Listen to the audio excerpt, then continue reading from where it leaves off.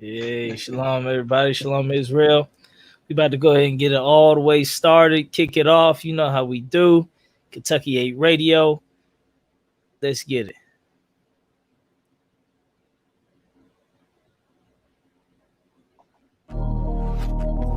Shalom, Israel. You know what it is. This is Kentucky 8 Podcast.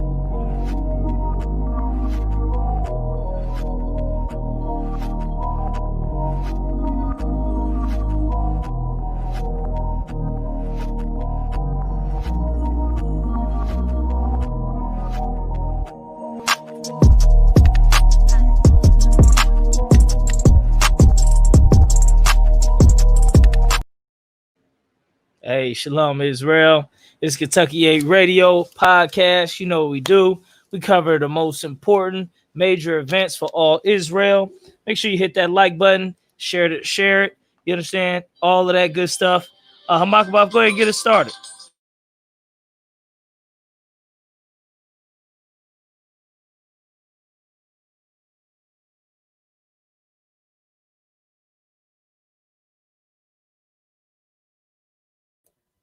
Hamakabaf, we can't hear you out. Hey, shalom, Lord, Israel. This is Officer Mark Bob down in Kentucky. Man, we're going to go into the third episode tonight. But let me give you a recap of what happened with the two previous episodes. We went into what led up to the events with the Kentucky 8 incident, right? We was at camp, and we had a vile mob of heathens come against us, come against the word of God. You know what I mean? Then we went to the second episode where we got away from the mob, and we thought we had safety at the police station or the jail, and the jailers didn't help, and we had to fight to the death to keep this vile mob of heathens off of us, right? So now we going into what happened. We put some of those people in the hospital. We had to lick a couple of our wounds. A couple of brothers had to go to the same hospital. So we're going to go into that incident and what led up to actually us all coming back together as one unit, because we got separated as a group for a little bit. You know what I mean? We waiting for some other brothers to come in. We got Captain 10,000 Kapash in the house. You know what I mean? Clap it up. Lord Christ. Got Officer 5,000 Napatazar. Clap it up. You know what I mean? Damn right. So if I could, Captain Kapash. All right, now I know that you took you went out there and you gave some licks, but you got a couple of too, you know what I mean? And so you went and got checked out to make sure everything was all right. If you could tell the people about your experience when you went to the hospital and what you observed there. Right. Well, all right. So, but before that, we was sitting, and an ambulance was there and stuff like that. I told him I didn't need to go to the hospital. I felt, I didn't feel too bad. I felt like a little blood on the face a little bit, but hey, Shalaki Cap. Go ahead. Hey, somebody got like an echo going on. Yeah, let me mute the mics. All right. So, I had a little blood on. I didn't feel like I needed to go to the hospital. It was probably cool to get checked out and everything, to make sure. You understand? You always want to make sure. Brothers had some bruises and stuff like that. So we went there to get all that checked out to make sure, nothing, no internal bleeding or nothing like that. So we got an ambulance. We went that way down there. It was me and Matara and one. And so we go inside, we getting checked out. They're checking checking the wounds, seeing brothers' little cuts, little scratches and stuff like that. And while we in there, we see some of the people who was in the riot that we had to put in the hospital. We see some of them in there. You know what I mean? Matara sees a female. She's with like her dude who was a part of the situation. And so we had to report that. We reported that up to chain of command, got the names and everything like that, just to know. So like, if another fight got to go down in the hospital, we already ready. We know we on point. There was two other brothers, Napatazar and Yawatham was on the other end. We got checked out. We got our medicines and stuff like that. And we had to go to the lobby. You understand? And during this time, we was waiting for the brothers to come scoop us. And And that was what was going on at that time.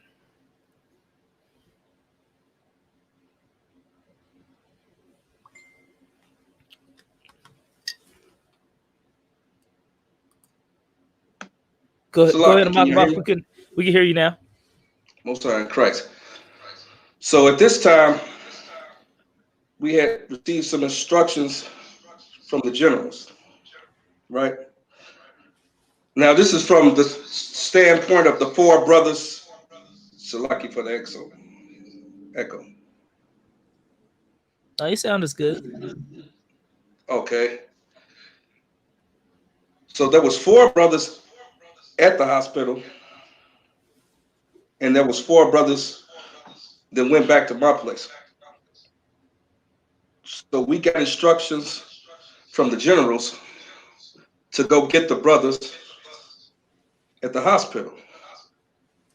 So now this is a coordinated effort so that we can all be back as one unit. Now, the block was hot, so to speak.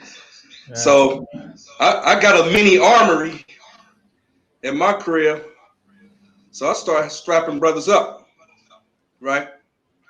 Because, I mean, now we know that this is a life and death situation. So, I mean, we legally allowed to have firearms. So we went ahead and got strapped up. I got a question though too. Makabov, did the generals tell you to go ahead and get the straps at this point? Come. All right, Most High in Christ. Yeah, that's why. I mean, that's why brothers had a little smile on their face, because we got the order. You know, we got the order to do whatever we had to do to get the brothers home safely, right? So it was like that scene in that old movie, Boys in the Hood, when they rolling around with the straps.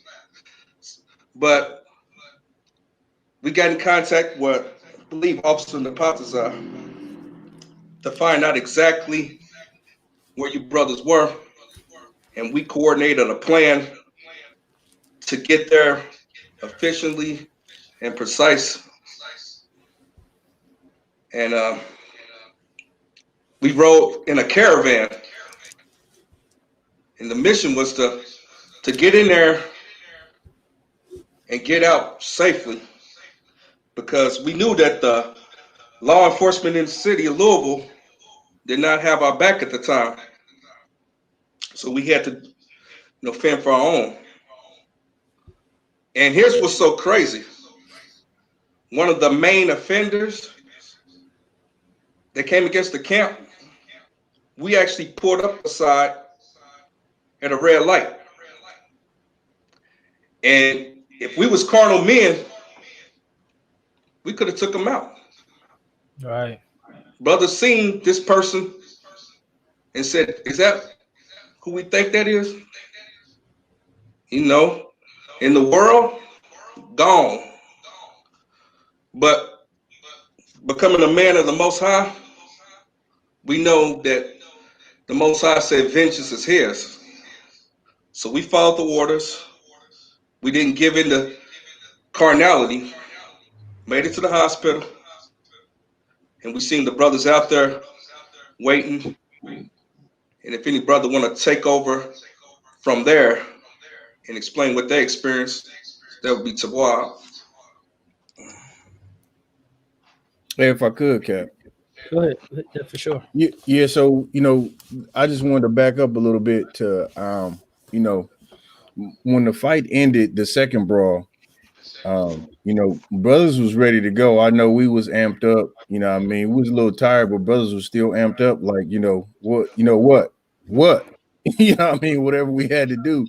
So, we were ordered to go to the hospital. Like Cap was saying, I was, they ain't do nothing no way, but charged me a whole bunch of money and, gave me a couple pills. I could have went home and had some Tylenol. So it wasn't like, something dire where we had to go. But of course, we're organization of men that follow orders, and we follow the orders of the men above us, and so we were ordered to go. Right. So when we went to the hospital, I just want to say this. You know, I mean, the love and care that the generals have for the brothers in the school is, you know, is so deep. It's like when I was, you know, after the event, you know, I talked to, you know, 3 different generals, you know what I mean, and they checking up 4 different generals, right? They checking on us and calling, and, you know, we in the hospital, and they, you know, congratulating us for standing up, you know what I'm saying, against these uncircumcised, you know, Israelites and the heathens, and, you know, congratulating us for just, you know, showing bravery and honor and courage and not, you know, abandoning our brothers. And they were proud. And so, you know, I just want to, you know, again, for all the honor and glory and praise that we've been showered with for this event, man, I just want to make sure that, you know, the men above me know that, you know, it's all due to how we were raised up in this truth. And, you know, to get calls from the generals in the hospital, man, you know, that was, you know, it was well appreciated. So I just wanted to note that. But when we was in the hospital, you know, of course, Cap told his story about how they saw the cat. So Yawatham put that cat in the hospital. That Yawatham had that cat hemmed up. I mean, it just goes to show, man, if you running your trap like that, you need to be able to throw hands, because he had that cat. He put him in the hospital. Now, when we had got, me and Yawatham had got discharged sooner than Captain Kapash and Madara, so we're outside and we see the same cat. He come out walking in soft shoes, like he had on like some little footy. You know what I mean? So he was done. Whatever Yawatham did to him, he had to wear footies coming out the hospital. So Right. But anyway, I'm like, because I'm like, that's the cat, right? And so we had told the police, and I don't think that the police, you know, like you said, Mark, about the police were kind of slacking. They kind of looked at it as like, well, you know, just more niggas, you know, getting into trouble or whatever. But when he came out, he was getting into a vehicle, and so I started walking toward him in his vehicle, and I recorded the license plate. It was dark, so I didn't really try to take pictures. I recorded the vehicle and got the license plate, and we were able to use that information to submit to the detective. But I just thought it was funny that cat, you know, the main instigator, he started it all, just coming over there, you know, getting people and riling up the crowd. He came out, you know what I'm saying, with them footies on. I never forget that, you know what I mean, him wearing them footies. So, but you know, leaving the hospital was kind of intense, because we didn't know, like, if he was going to come back, you know, with some more cats. You know what I mean? We had already seen about, you know, 4-5 pistols and the AR and, you know, machetes or swords, whatever that was, pipes and everything else. So we didn't know, like, if he was coming back with something. So I think one of the brothers already said, you know, we were kind of on edge. We don't notice, really. Right. So the brothers, I think Hamako Bafu called and was like, yeah, you know, I've been talking to, you know, General Haas, we're going to come get y'all. And so when y'all pulled up, you know what I mean, it was like a damn covert mission. You know what I mean? Right. It was covert mission. You know, when we roll, you know, anywhere, obviously we can't carry you know, weapons to camp, right? But you know, in our personal vehicles, everybody damn near was strapped up. So when they came, they had not only their weapons, they had, you know, weapons that brothers, you know, somebody had brought my pistol that I left at Hamako Baf crib. And so, you know, we was ready. And when y'all pulled up, man, it's like we got in, and it's like it felt like a mission where, like, we better be on our P's and Q's, because we don't know, you know, what's going on. And then at that same time, I don't know if y'all remember, at that same time, it was gunshots while we were at the hospital, and it was like several, so much so that police had like several cop cars that was at the hospital. They left the hospital to go, you know, respond to the call, I guess. So Louisville was popping that day. It was all kind of stuff going on, man. People got shot. I'm not mistaken, you told me somebody had got shot that day. Oh, can you hear me? Yeah, I can hear you. Yep. I'm sorry, sir. Yeah, people was getting shot left and right. And that's the thing. If I could, let me backtrack just a little bit. Now, leading up to the camp, there had been over 100 days of protests regarding the Breonna Taylor incident. So tensions and emotions was running high, and people was looking for somebody to stand up for justice and have the answers. Well, that was a prime opportunity for the ISUPK, excuse me, the echo, to be there and give the truth. And And also, we can't hear the echo, so you can just go ahead and talk right through it. We don't hear no echo. Come, sir. So what was happening was we actually was doing the work of the Most High. There was actually people out there that was receptive to the message at first.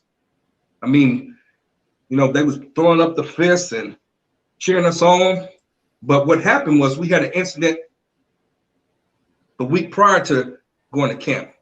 And some of those stragglers came back. They seen us back out there. I guess they thought we wasn't going to come back, but we came back deeper. So we just, you know, do what we got to do at camp. And then when I seen, you know, the ones that had the guns and stuff, I knew it was going to be on. I knew it was going to be on. And the police's attitude in the city was, no, they just niggas, like Salaki. That's like Officer Napatza said. They just niggas, so we not responding to calls of duty. They out there saying, F the police, we don't need y'all. So we had to be our own security and our own, and we did that. You know what I'm saying? The Most High be with us. But that was the climate of the city, that the cops wasn't coming because the cops was called and they did not come. So that's the reason why you know, it led up to those incidents.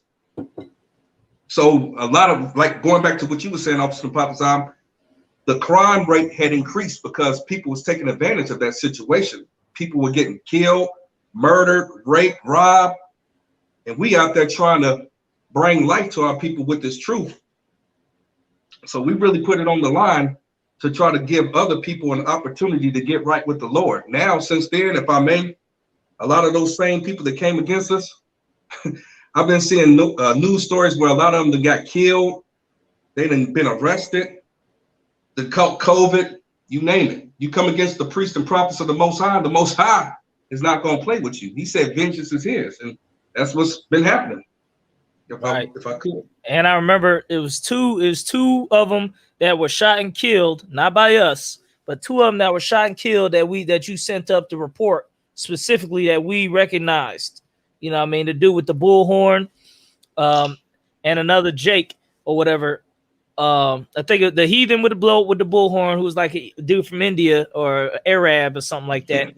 You know, somebody some woman didn't slept with one of the Arabs at the gas station and came out with him, with that heathen, and he was shot and killed, and another one was shot and killed, and the woman who was one of the main instigators, she was arrested on felony charges.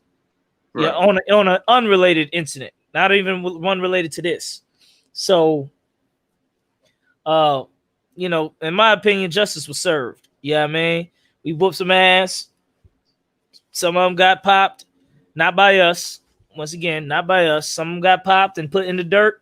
That's good enough for me. Yeah, I mean, some people put in the dirt. Hey, that's a wrap.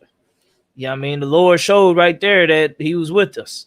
Yeah, I mean, like he said, vengeance is the Lord. We didn't have to go after them. We didn't have to hunt nobody down. We didn't have to do none of that. The Lord brought the justice on it, which He always does. You know what I mean? That's why I know how Christ felt when He said, He said, forgive them, Lord, for they know not what they do. You understand? Because Christ was already seeing the destroyed state of His people. You know, sometimes when Israel offend me on something, I just think like, man, they're already destroyed. You know what I mean? They're already destroyed. What more did you want to do to them? Their life sucks already. You know what I mean?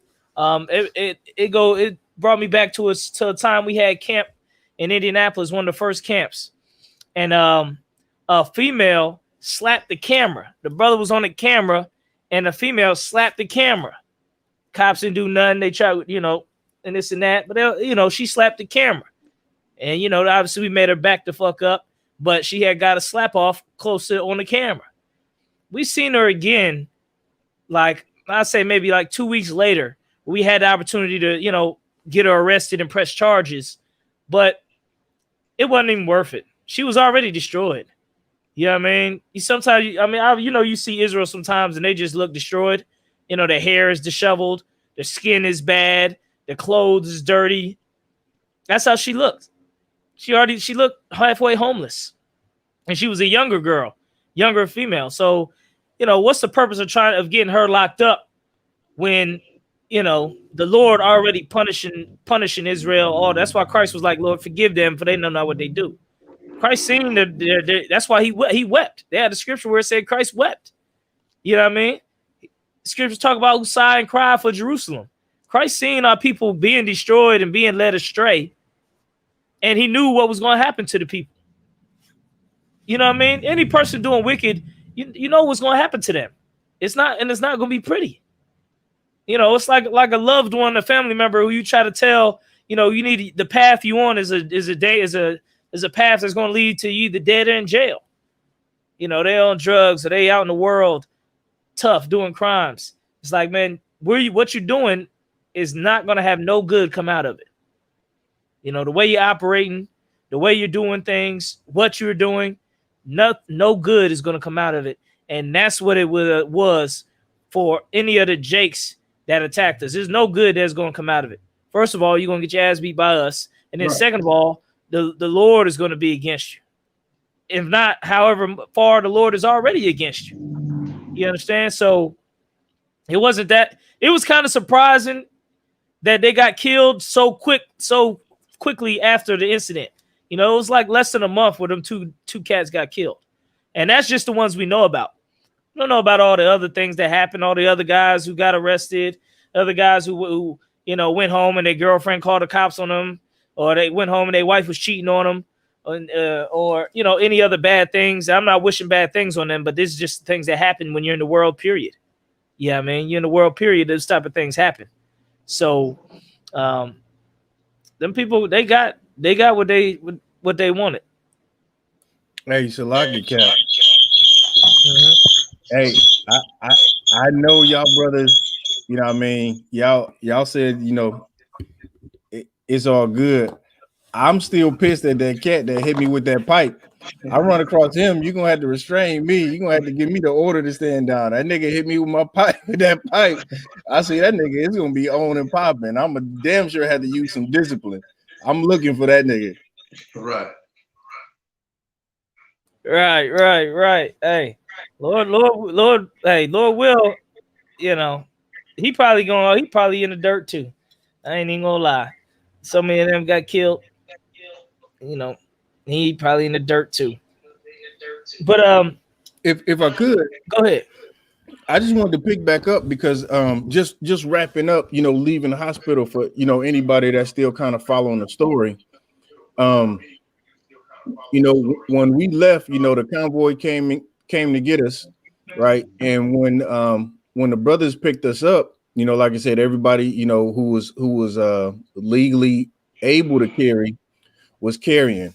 And so, you know, again, because of the tension in the city and because how them boys, you know, they, you know, basically tried to murder us or do, you know, great bodily harm to us, you know, we were on high alert. And so when we were going back to a Hamakabas spot, it's like, you know, we didn't go straight to his spot just in case somebody was following us. We had took so many turns and, you know, off in the side streets. I was like, damn, are we getting there tonight? You know, it was like one of those things where like it was, you know, it was protocol and safety. And again, it's just one of those things where, you know, you get counsel from the generals on those things. And it's like, you feel like you in good hands. You know what I mean? You don't have to worry about, you know, like somebody in the world or something like that happened to them. They drive right from the hospital right to their house. Who knows who following you? You know what I'm saying? So for us, with, you know, the different things we got in place, it's, you know, it puts you at ease, you know, to know that it's men above you that have been through it. You know what I mean? They didn't been in, you know, big brawls and, you know, had to stand up for the truth. So, you know, long story short, man, when we got to Hamakabah crib, man, we ate some chicken, had a little bit of drink. I think if it was a little bit of drink left and went to sleep, you understand? And it was a good night, man. And again, the Lord preserved, you know, you can't listen, Barakatah Yahweh Yahweh Shai, man, because the Lord damn sure preserved us out of that incident And you know, again, the school and showered us with so much love. We on a damn t-shirt. You know what I mean? We on a damn t-shirt. So it was, you know, it's definitely an experience. I wouldn't want my brothers to have to go through that, but I know if they do have to go through that, they're gonna be all right. Mm-hmm. Yep. Even when we was leaving, I was cold, but I had to keep the windows down just in case we had to pull the straps out the windows, so they didn't have to bust up the windows of the car. You know what I mean? We just on alert, making it back. We had some chicken. What? Then we had some chicken after that. That was some good chicken. I was tearing that chicken up. We slept at Hamakabaf. We crashed. You know, slept good. Then we had to drive all the way back to Indianapolis. Now that was a cool drive. I liked that drive, man. It gave me time to will you calm down, you know, decompress, yeah, and all of that. We was riding, the van's windows was all busted up. Well, we went and got some tape. I was gonna say, Cap, you talking about that it was a cool ride, all right. We had no windows in that joint. Yeah, they busted out the windows. We ain't even tape it up, did we? We ain't even have a chance to tape it up. We ain't tape it up till we got all the way 2 hours back to Indianapolis. We was driving, you know what I mean? At least I'm glad the van was still working like a champ, though. That van is a motherfucking tank trooper ass van. You know, they busted it up as whatever they could, but there wasn't nothing they could do to that van. Right. Besides the windows and the tire, there ain't nothing you can do to that damn van. That motherfucker's a heavy duty tank. You know what I mean? They lucky they ain't get run over in this motherfucker. You know what I mean? Because it'd have been so easy to just boom, boom, boom, boom, boom, boom, boom. You know, took plenty of them down. But we rode all the way back. And what did you do that morning, Hamakabaf? Well, I had to make sure that the two brothers from Ohio got out of town safely. So we ended up getting gas for them. We went to a gas station. We got up early in the morning, just right after y'all left. And I directed them where they needed to drive to get back to, Ohio. And they was straight, you know what I'm saying? So everything was done efficiently and strategically and vigilantly, with vigilance, if I could. And we I kind of had to lay low for about a week, you know what I mean? You feel me here? Because they was on the lookout for this bashed up van, and y'all got out of the city, but that whole mob was on the lookout for that van, and I forgot to bring out that if I could. We had to find a place to stash the van. It just so happened where I live was a perfect place, kind of off in the cut. We was, that was all of the Most High, because I'm thinking, where are we gonna stash this van? Because hell, they, anybody here in this city, they know what happened with that van, and that can kind of cause issues. But we had a place kind of off in the cut, and I was of the Most High. You know what I'm saying? So Never mind, it's Compar. All the brothers. I see who's at the door. All the brothers managed to get back to their home safely, like the plaque say, back to our families and children. I mean, that's one thing about being in the truth in ISUPK.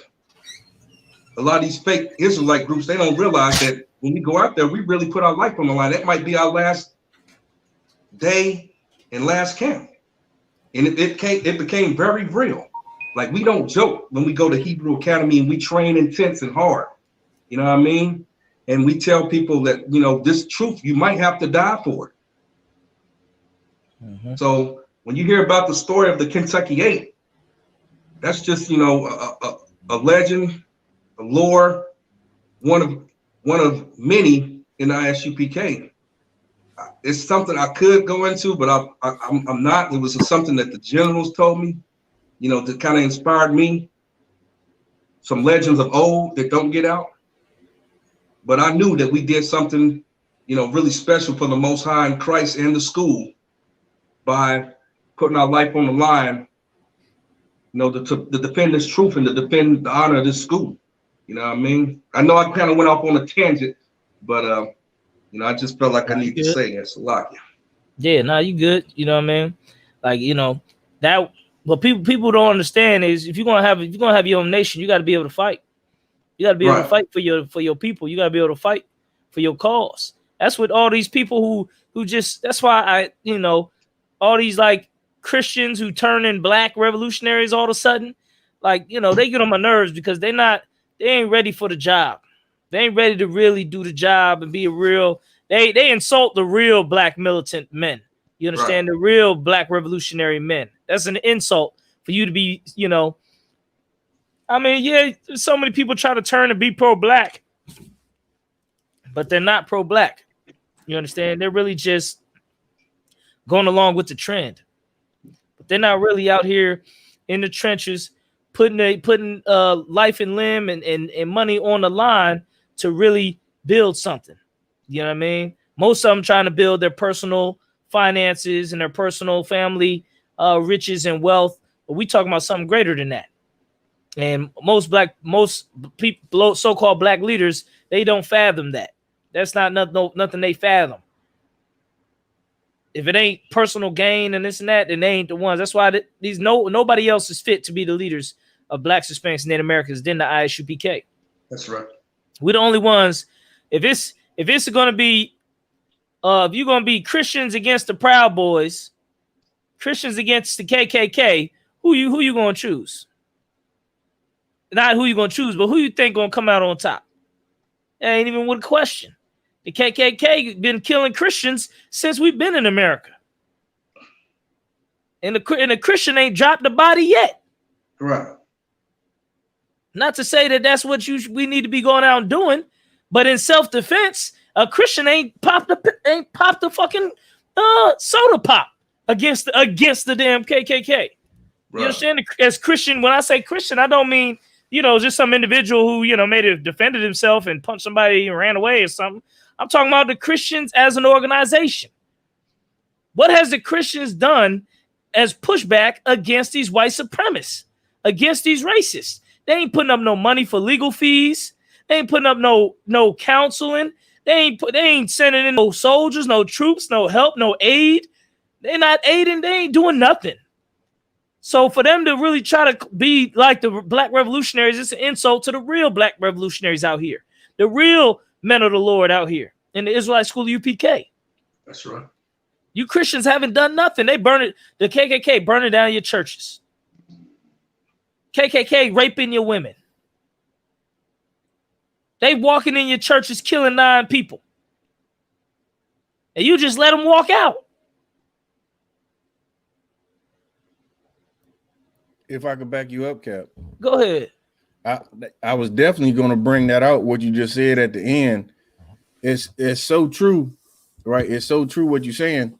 When you're looking for leadership, right? So we on here, and the ISUPK. If you don't know what we do, what I'm saying, go to isupk.com, look on the website. What I'm saying, familiarize yourself with real, real revolutionaries. But just to back up your point, what you were saying, that last point that you brought out, like the Christian church is no place that black people should be, because you will be in the church with the other parishioners, and you're gonna let in some devil, right? Talking about God is all love, and he's gonna come in there and kill y'all one by one as you watch each other die. Right. In the Christian church. That'll never happen in the ISUPK. A devil will try to make it in the door. First of all, he can't come in. Second of all, if he try to rush his way in, he gonna get his ass whooped, right? So you can't depend on Christianity, especially the black religious institutions, right, to protect us, because they haven't been doing a good job. You need to hand that job over. And that was it, Cap. Yeah. But you're saying it's so heavy. Like I said, I ain't talking about just some individual who defended himself or whatnot, or defending his family. I'm talking about the Christian organization as a whole, as an organization. The Christian church, man, Kojic, all them Christians, man. They not willing to fight and die out here. What type of training is they doing? Is they ready for what's coming to America? You don't understand what's coming to America. These whites are going to be in mobs murdering people, man. You think that Trump rally mob that's the only time we're going to see them, and then we'll just never hear about that again. Nothing like that's ever going to happen again. We ain't never got to worry about that. You a damn fool if you think that. Right. You a goddamn fool. It's time for us to lock and load and get together. And it's not time to be a whole bunch of one-man armies. Oh, we got 1,000 one-man armies out here. That's just so many brothers. He got one man. He got 30 guns. How the fuck? You only can shoot one gun at a time. So how is that going 30 guns going to help you against, 10 people with guns themselves as well? You're just going to get taken out. You're going to be taken out real quick. All these so-called black individual Rambos, these lone wolf Israelites, and these lone wolf black men who think, they got a personal armament of guns that they're about to take out, they're going to take them all. They're going to take them all on. Come on, man. You a fool if you think that. You don't know no military tactics. Any military tactics let you know, even snipers don't work alone. And they 1,000 yards, 200,000, they 2,000 yards away from the target. And they're not out there alone. So how are you going to be a lone wolf guy and be able to defend yourself against the horde and the mobs and the heathens? If I can back you up again, go ahead. Salagi, that's super heavy right there. Like how many times? Just here's a prime example of that, right? There's a million, like, so we know that we're, the chosen seed of Israel, but most black people obviously don't. Most black people don't know they're Israelites. So you got, so-called camps, what they call camps, right? The ISUPK and, other fake Christian Israelite groups, right? But then you got what's even worse than them. You got the keyboard gangsters. They like, and when it goes down, right? These people that's against unifying at all, right? Coming together, especially under the banner of the ISUPK, like, what are you going to be preaching to yourself? It's going to be you and your one or two member that, your one Facebook friend that follow you because he think you drop it so heavy. And then what y'all going to do? Like, it's like the scripture says, Zephaniah chapter 2, verse 1, gather together, yea, gather together, O nation not desired. And because we not desired, and because we got poor ass so-called leadership in the Black, Hispanic, and Native American community, we got to come together. And the best place to come together, of course, is the ISUPK. You understand? Right. All right. That was it. And the ISUPK got the formula, man. You pay your tithes. That's how, through them tithes, we're going to build up the nation. All right? Y'all need to be sending in tithes and offering at isupk.com. 10% of all money you earn. Dude, that is going to be our purse as a nation. Right. That's our purse right there. When brothers and sisters need help on the rent, need help to take care of themselves, that's our security net. You trust in the white man's security net. Let's see how far that's going to get you. If I may, go ahead. White man don't even want to give you $600 hardly. He didn't want to really give you that. So what y'all make sure y'all do is when you get that $600, take that 60 and go to that website, isupk.com, and put in on it, man. So that way we got your back when you need it. Right. You don't have to rely on the oppressor to give you a stimulus check. Commander Junior Hanna has been an excellent steward of Black people's resources. He got your back. That's all I right. say about it. So, damn right. And this is the thing.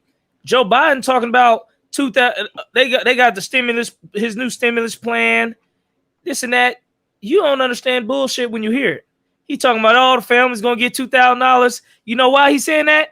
Because he want people to put him in office because Donald Trump and his followers is getting ready to go blow up the whole damn country to stop his ass. So right. Yeah, he got a great stimulus plan, which don't mean nothing's gonna happen. That's just talk. You understand? That's just talk. Yeah, everybody gonna get $2,000 a piece. I'm gonna cancel student loan debt. All your student loan debt going to get canceled. Who does you really think they're going to stop these multi-million, sometimes multi-billion-dollar institutions and just stop their money? And so, do what? Pay your bill for you? Go ahead. So like he almost got me on that one. He talking about relieving student loan debt. I'm like, yes. That's a lot. Yeah, I mean, it sounds good. But when it comes to the white man, his kingdom is fallen. Right. So there is no telling what's all going to happen. You understand? There's no telling what's all going to happen. He left so many of us high and dry this winter. We don't even know it. I'm hearing, I don't know if it's a fact because I'm not in these other countries. I'm hearing that these other countries are giving $1,000 a month. I don't know how true it is because I'm not in those other countries to confirm it. But that's what I'm hearing. That the other country stimulus packages and COVID packages, they're getting $1,000 a month per person, per family. For the whole year they've been getting it to make sure that they're straight.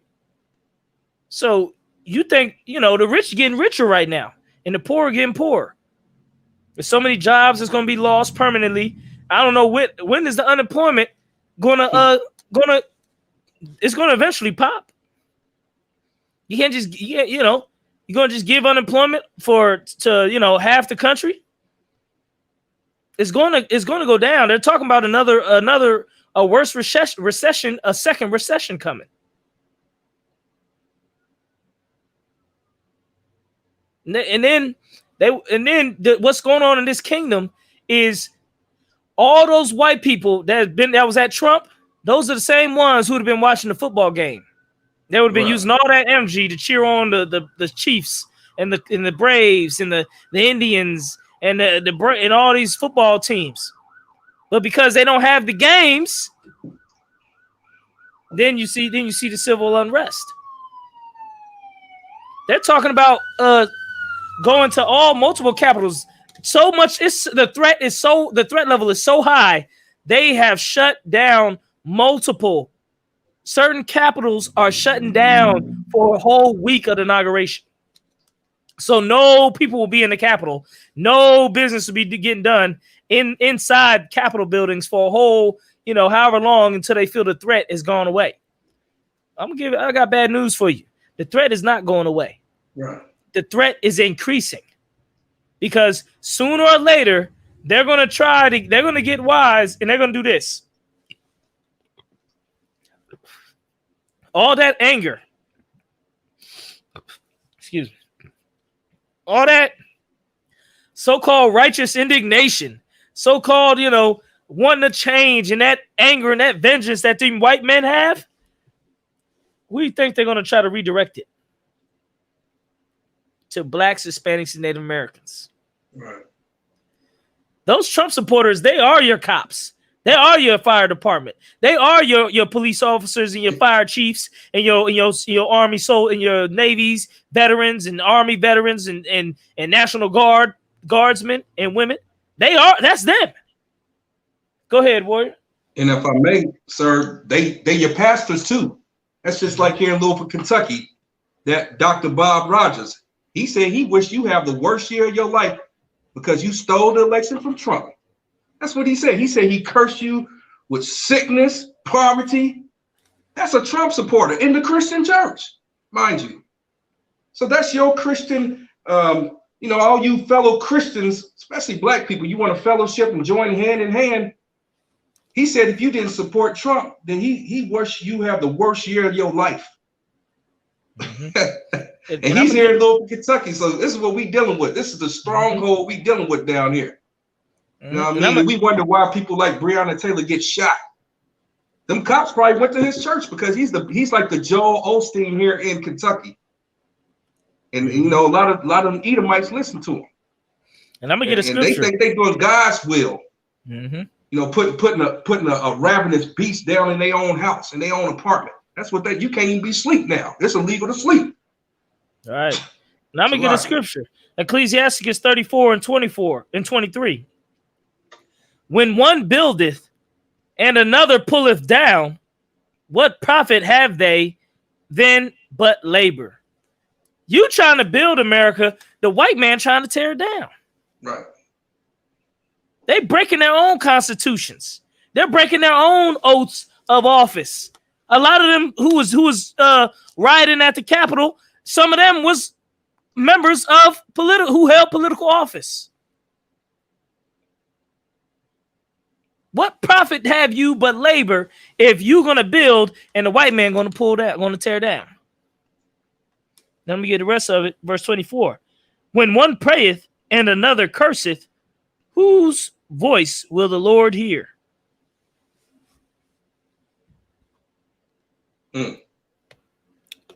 Salaki, Cap. Go ahead. I wanted to get a scripture real quick too. This is Micah chapter 2, verse 10, right? Arise ye, right? Arise. Like, just think, when do you arise, Israel? You arise when you've been asleep, right? You've been laying down, you've been resting, you're not conscious of what's going on. The Bible saying, arise ye and depart. Not that we got to get up and go depart and, go back to the motherland, Africa, because you think you African. Depart, take your spirit out of America, for this is not your rest. Blacks, Hispanics, and Native Americans, like you were saying, Cap, they trying to build this nation up. Everybody trying to prop America up. Even the oppressor is trying to prop America up right now, because it's come tumbling down real soon. Right. But Blacks, Hispanics, and Native Americans, this is not your rest. This is not a place where you need to be, setting up shop. You need to come here, survive, thrive if you can. That's true. But don't be putting your faith in America. Don't be putting your love. Don't give your love to America. It says, because it is polluted, it shall destroy you, even with a sore destruction. And that's damn sure what's been happening to our people here as we've taken on the customs of America, followed, not only the customs, but the religions and all the practices, from homosexuality to child abortion to, smoking weed. All these things have destroyed us with a sore destruction. Damn right. Damn right. So, we at the end. We at the end of this. We at the Lord's doorstep. You know what I mean? The Lord have created what's called a perfect storm. But the coronavirus was the start of really the whole year 2020 was the perfect storm. All right. And the coronavirus was just the main protagonist in the storm. You understand? Now we got these white supremacist groups have grown. They talk about QAnon. You might hear QAnon a lot on the news. QAnon is a white supremacist organization that puts the way QAnon works is this. It puts out its information across different parts in the web, and you have to search it out and put the pieces together to make the message coming from QAnon. And that message is having all these different information. And they're talking about, and they say that format makes the information stick on the people that look it up more because they're searching. And they're coming together in these different groups and crossing notes. What did you find? What notes? What clues did you find? What clues did you find? All that's going on right now. These white supremacists are linking up and giving their information in a coded fashion. You understand? They are coding this information to each other about what they plan to do, about their white supremacy, about what they want to do against the government. What do you think? All they got to do now is to put in the code in the QAnon, put how niggas is the next target. And guess what? You will be the next target, black man, woman, and child. Right. They're going to storm the Capitol. Next thing you know, they're going to storm Martin Luther King's museum. Next thing you know, they're going to storm the black college, which they did do before. The police and things did storm black colleges before. And they killed students before. You can look up that history. Black colleges was having sit-ins and stuff like that. The police and the government went in them colleges and shot and killed students. Black college students on black college campuses. So don't think, because you're black and you're Spelman College. Look, I'm an Alpha Kappa, Alpha Beta. I wear a suit. I'm the white man. Don't come against me because it's only you blacks in the ghetto that's really the problem. You need to pull up your pants and you need to this. You're going to be the ones that them white boys are going to come after first. Right. They're not going to come and storm the ghetto. They're going to come and storm that rich black neighborhood. Or them bourgeoisie blacks who living with the whites. Look at that woman in D.C. She was in Washington, D.C. just going to work. Just so happened you worked in the white part of town. That's why the scriptures say he that's found shall be thrust through. That day is going to be like the chased roe, which is like a deer being chased in the woods. She was walking home during the Trump riots, and those white men assaulted her and almost killed her. Right. They had a picture of a white man holding a black woman. I don't know if he was protecting her or he had her arms down so she couldn't defend herself. And they showed somebody punching her. They put a noose in front of the Capitol. Right. Who you think they're going to put on the damn noose next? They couldn't get Pence. They couldn't get Pelosi. Who you think they're going to get?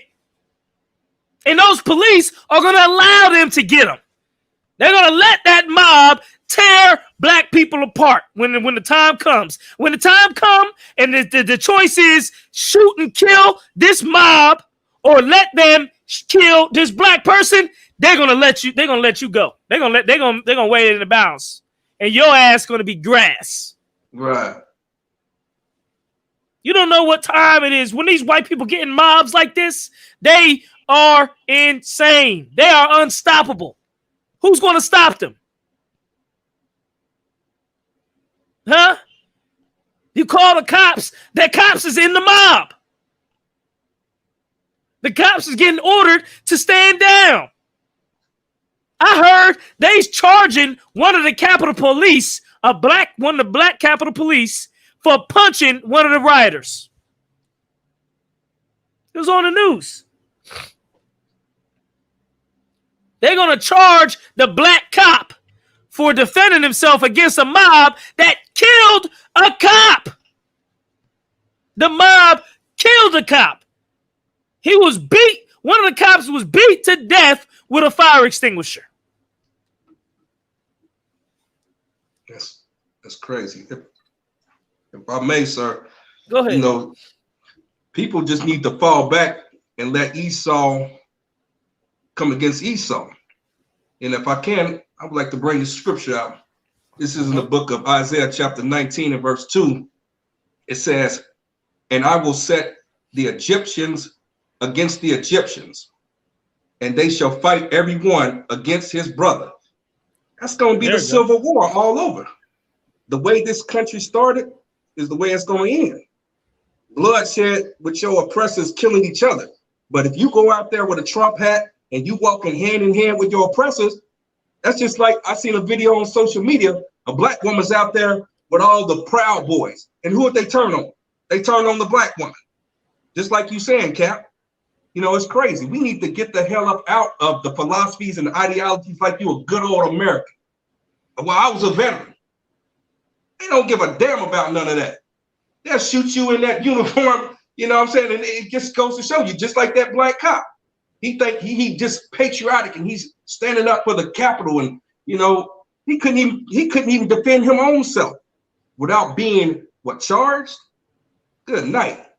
Mm-hmm. So I mean, you better listen to what Commander Junior Hanna said. He said there's gonna be, you know, white boys in pickup trucks going out there looking for niggas. And you sitting here wasting all your ammo on New Year's Day, popping it in the sky. I'm saving my ammo. Mm-hmm. You know what I'm saying? Straight up. You know, you can have an army. You can have an army. Only thing you got to do is come together with your people, man. Go to that website, isupk.com, and come together with your people, man. You like Cap, like you were saying, a lone wolf Israelite. You're gonna be like Crispus Attucks. Anybody, any historian buffs know about Crispus Attucks? That was the first one to die in the Revolutionary War. It was a black man. You're gonna get out there, let's go, Trump. You're gonna be the first one to get shot, like that black man did, Crispus Attucks. Look that up. Right. And when you bring it out, it's so heavy because this is just like the Revolutionary War and the Civil War all over again. So many black people decided to join the Revolutionary War. They joined the fucking British. They said, well, the British said, if you join us, you're going to get free. We're going to free you from slavery. You'll get your freedom. The problem is they fucking lost. Right. And now you stuck here in America and you fought for the British. How do you think that ended up? You understand? And then if you fought for the American side during the Revolutionary War, how do you think that ended up? Your ass went back to the damn field. They showed it in the movie, The Patriot. They were signing Negro slaves up. Niggas just ain't have a choice, but they had to fight. Right here's my slave. I'll give you 3 of my slaves. They go ahead and fight with you. They cross the Hudson River in the middle of the damn winter and get freezed to death. They was eating their damn horses in the damn Revolutionary War. Right. Toes freezing off and every damn thing. Crossing the goddamn Hudson. And then when you get to the Civil War, they talking about you gonna get 40 acres and a mill. We ain't even get that. Right. We done fought and died in the damn Civil War, picking up dead bodies, getting all the diseases, digging all the damn moats and the ditches and the shit for them. They had a picture of a little black boy, the fucking Union soldier or whatever, or the fucking Civil War soldier was sitting on him like a fucking chair. Wow. I know y'all seen that image. Reading the fucking newspaper, sitting on a black kid like a damn chair. And then that we supposed to join that? We supposed to fight for that? We're going to get screwed over just like we were screwed over in the Revolutionary War and in the Civil War. Right. You going to fight for the Democrats? Huh? You on the Democratic side of this Civil War, huh? So what? So you can go back in the ghetto and have police searching you and following you every goddamn where? So your kids can become strippers and drugs and prostitutes? And your son gets shot in the streets? That's why you joining them? That's what you fighting for? Because it ain't freedom. I know you ain't fighting for freedom. I thought you already had freedom. So what you fighting for freedom for? Some white boys, they're not fighting for freedom. They fighting to get Trump in office. Right. That's all that fight is about. So if you fight win that, then all you fighting is to have a different person in office. You ain't fighting for nothing else. You ain't fighting for black people. You ain't fighting for black lives. You ain't fighting for our children and our future generations, because our future generations gonna grow up under white rule, whether Democrat or Republican. We might Joe Biden lose next election, Trump be back in this motherfucker. So who are you fighting for? Right. What you gonna fight? If I could, Cap. Go ahead, Warrior. That's like saying, yeah, our ancestors died so you can vote. And listen, even if you could talk to them, ain't none of them gonna say, I died just so you can vote. That's a bunch of BS that's pushed on us. They died for a better life, if anything. They didn't die so your ass can go to the ballot, stick a ballot in the box. Look, ask him this. Look, we got 2 million black men in prison, 500,000 abortions. So many black people think they can't even afford a child. Did you die so we can be so poor we can't even afford children? Is that why we died? Is that what you died for? But we can vote, though. We can vote. We don't got enough money to feed our families, but we can vote. We don't have adequate schools. We don't have clean streets. We have police chasing us all over the neighborhood and streets, harassing us every day, oppressing us and murdering us, but we can vote. Who the hell would take that deal? Right. Who would say that was good? That's fair, man. We worked hard. That was great. All these damn black leaders and black Christians are still saying we got a long way to go. We got to keep the fight. We got to do that. That means y'all fucking lost. Right. That means that whole 60 years of that civil rights bullshit, which it was bullshit. We was better off segregated. I'd rather walk in the back of a white business and have tons of black businesses than walk in the front of a white business and don't have shit. Right. That's what you fought for.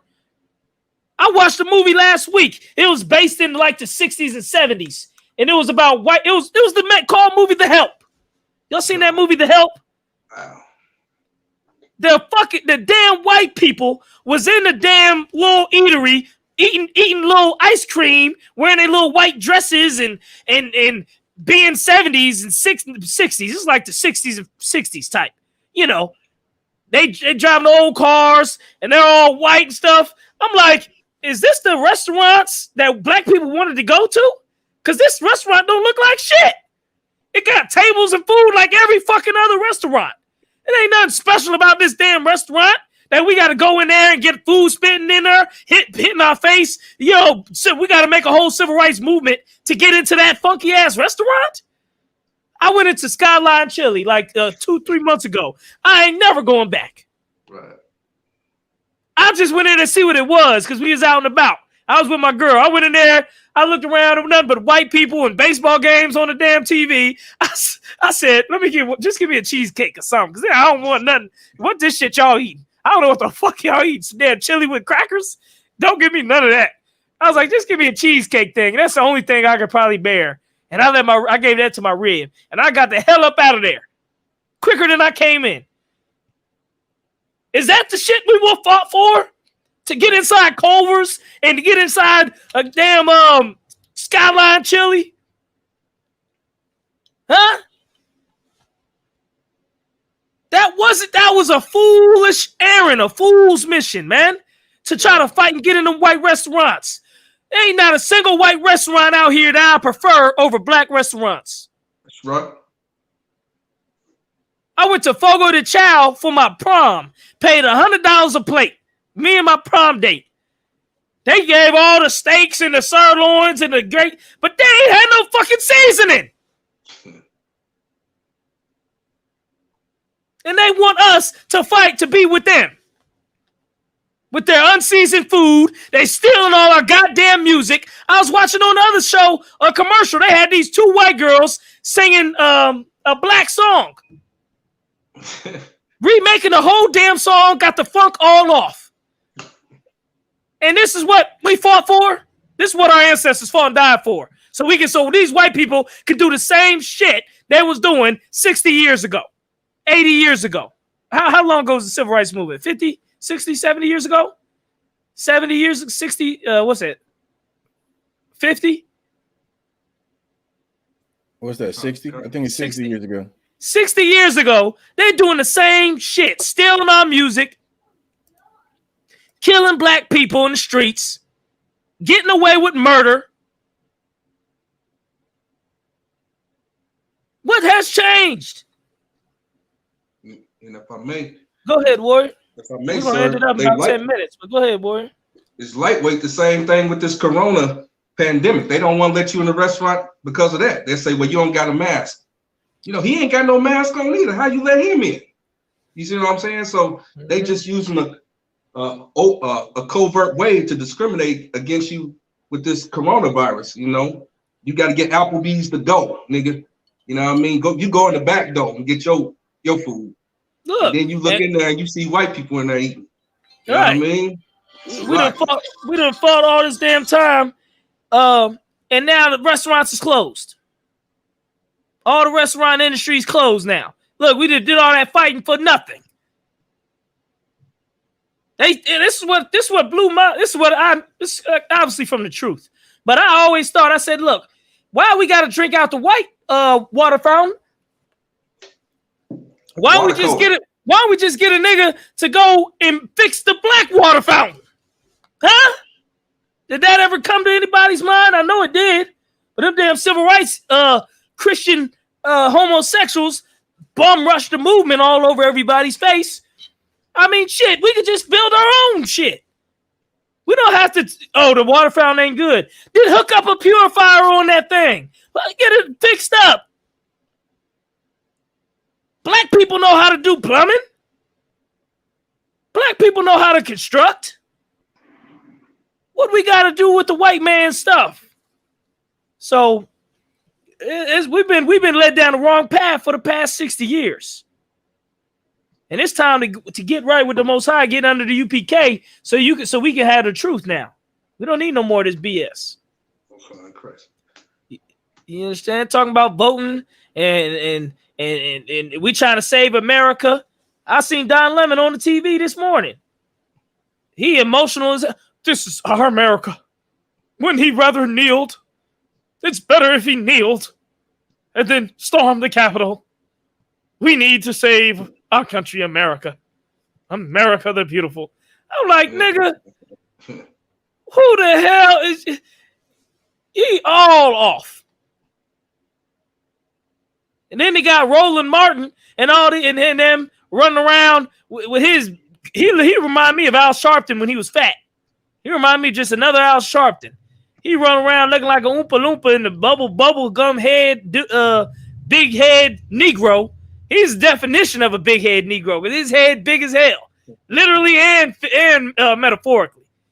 He thinking that what he's saying is the truth, and he got the truth, and he got the answers. Negro, you ain't had the answers. You was right along with these white people 5-6 years ago. Right. Now you trying to be more black and blackety black, but what it is, they just trying to be black white people. That's all they trying to be. They just want to be black white people. Oreo. Black on the outside, white on the inside. White on the inside. That's perfect. That's what they want to be. And that's what they pushing. And they want us to be patriotic. And they want us to be fight for democracy. And to be, I got all these push words for us. We need to fight for democracy. And Don Lemon on the news talking about he not going to let this happen. He not going to let this. Who ain't nobody looking at Don Lemon. Nobody is listening to you. He talking about what he going to accept and what he going to allow and what we should allow. I'm not about to step in front of no damn Capitol building to get shot or get run over and killed and trampled by this goddamn mob of Trump supporters. To do what? To save America? Fuck America. Excuse my language. Fuck America. Let this, like Captain Kai said in that song, let this bitch burn to 1,000 degrees. There's no saving this damn place. There's no saving the white race. The white race they are fully, like back in the day, they used to be like, well, if you just show love to the white people, you could change them. Ain't no changing these people, man. There ain't no changing them. And a lot of these Christians are starting to change their tune because they see what's going on. And they see what we've been saying and what people are saying. Don't change your fucking tune. Say the same shit you were saying 10 years ago. The same shit. Oh, no, there's some good white people. What happened to that? You got to show them love. What happened to that?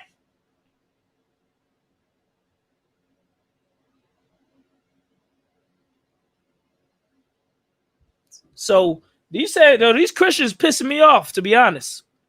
They really pissing me off because now I see what Gentleman Hyman brought out in the class, what Christ brought out. When this sinner came in front of Christ, and Christ said, Who told you to repent, basically? Who told you that the kingdom was coming? Christ was offended that this man was coming to repent because he's like, no, you need to stay in that Christian, stay in that movement you've been in. Don't come try to repent now.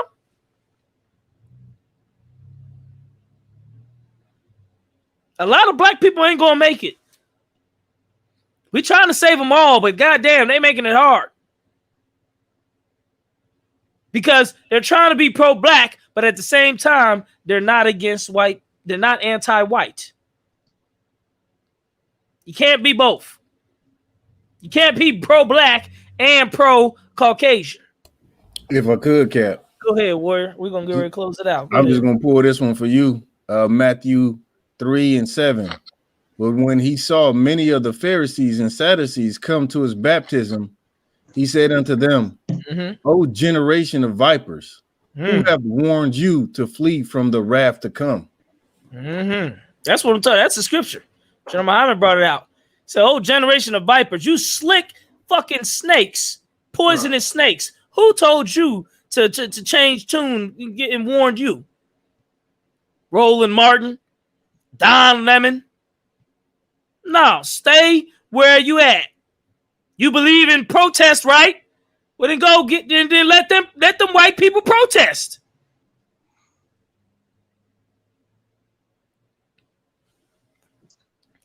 And if I may, sir, go ahead. We're getting close to the time, and going forward, y'all got a sneak peek of what the Kentucky 8 podcast is really going to be about. Us dissecting current events, breaking them down biblically to get our nation back together, man. If I could, I want to give a shout out to Captain 10,000, Captain Kapaj, you know what I mean?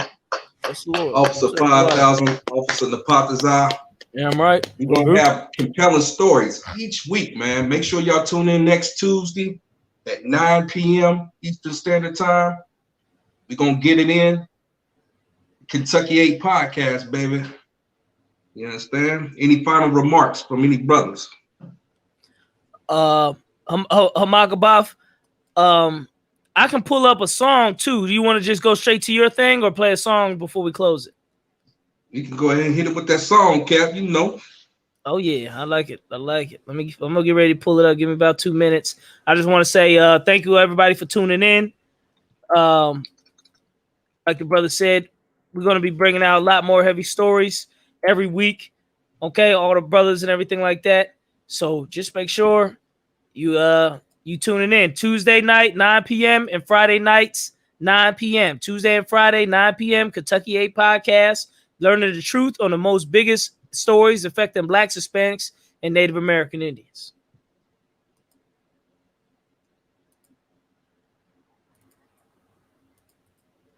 Anything you want to bring out, the Pataza?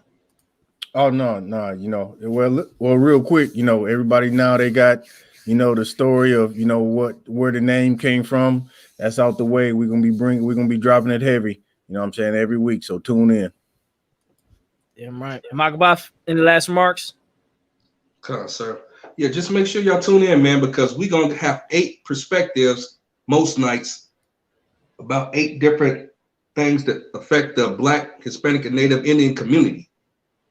Hell, they talking about it's gonna be maybe a possible attack on all 50 capitals. So the FBI is calling for all the states to be vigilant. We're gonna be bringing out stories like that. What happened on Capitol Hill? What's going on with the stimulus? What's going on with this coronavirus, the vaccine? So we're gonna be getting real heavy, and we're gonna go into them scriptures to show you what the Most High God thinks about it. You know what I mean?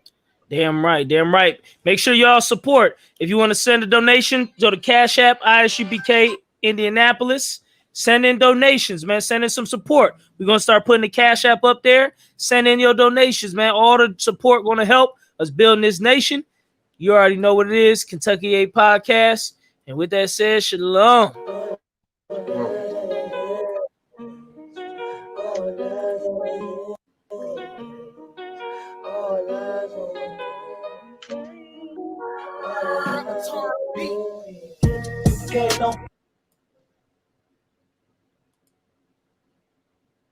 Forget it. One West, I'm living, yeah. This for all my niggas, brothers and sisters, yeah. Living unstoppable, cause you know the Lord is with you, yeah. Breaking down scripture, that's the only motherfucking mission, yeah. UBK, don't forget it. One West, I'm living, yeah. This for all my niggas, brothers and sisters, yeah. Living unstoppable, cause you know the Lord is with you, yeah. Breaking down scripture, that's the only motherfucking mission, yeah. Who I be? Crime ball, never saw. Break these bitches off. Get one through your stomach, through your damn meal figure. One West, nothing but soldiers and real niggas. Let my aunts get ya. Kiss the motherfucking booth or play nice picture. If you ain't an Israelite, then not the fuck. Passing flyer through the bar, baby, you can take a picture.